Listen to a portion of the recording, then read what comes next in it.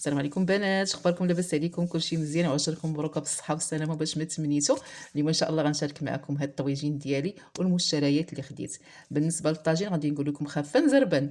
عندي درت اللحيمه ديالتي، تديروا صباع اللحم سوا الدجاج، بصيله، عطريه، تويمه، شويه الملح والعطريه ديالتكم والزيت. تقليو اللحيمه ديالكم ومن بعد تديروا الخضيره، تتخي الزوج، البانه، البسباس، بطاطا، فليفله حاره والمصير، ولا كان شويه الزيتون ديروه تيجي معتبر.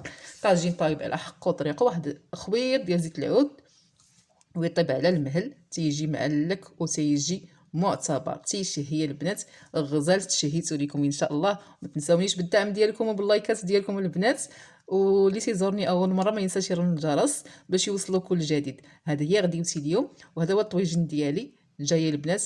شهوه منه غزالي البنات، جا زوين بزاف، معلك وزوين. واحد الطويجين هكا الوليدات بطبيعه الحال ما تيبغوش الخضره.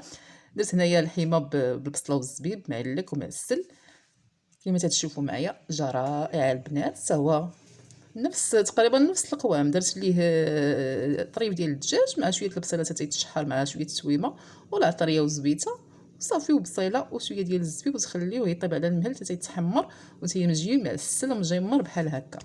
هذه هي الغديوه ديالتنا اليوم، مع بطبيعه الحال خبيز ديال الدار ديال الزرع، ما كاين ما احسن منه، رائع وممتاز بطبيعه الحال. هذا هو الطويجين كما تتشوفوا معايا، تيجي محمر ومعلك، تخليوه تيطيب على المهل تيجي معتبر. واذا كان على الفخر خلاص تيجي زوين بزاف، راكم عارفين ما نحتاجش نوريكم، تيجي هائل البنات، تيجي ممتاز.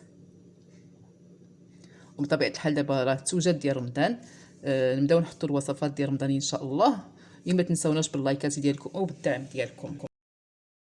هنا غنشارك معكم هاد المشتريات الخفاف الظراف. هاد الغزاله ما شاء الله تبارك الرحمن زوينه بزاف. الا لقيتوها هادي ماشي اشهار، ولكن الا لقيتوها في كازيو تيديروا لها لي برومو واعرين البنات، زوينه بزاف، ما تفلتوهاش، راه زوينه بزاف. هاد المكنسه الكهربائيه غزاله البنات، فيها بزاف ديال الخدمه، يعني تشطبي بها الزربيه، ديري بها الصالون ديالك، تاخذ الغبره من الجدر. عرفتي غزاله البنات تبارك الله. اللي عنده السياره ديالو يدير بها في السياره ديالو، يعني تحتاجيها لبزاف ديال الحوايج. وهاد المنظمات اولا هاد البواطات هادو تديري فيهم الماء من التحت، وتديري الربيع ديالك اولا النعناع اولا حاجه مثلا الحباق، اولا اللي بغيتي يبقى شويه يبقى طري وشاد اللون ديالو، ديريها في هاد البواطه هادي وتديري في الثلاجه. زوينه بزاف ورخيصه، ماشي شي حاجه. المهم زويونين، عجبوني، خديناهم هكا زوينين، نديرهم في الثلاجه، ديري فيهم الربيع اولا كما قلت لكم الحباق اولا النعناع اولا شي حاجه اللي ولا كرافس. طبيعه الحال دابا يجي رمضان تتبغي داك الشيء يكون طري. وهذا هو لا فيديو ديالي، خليتكم على خير، مع السلامه.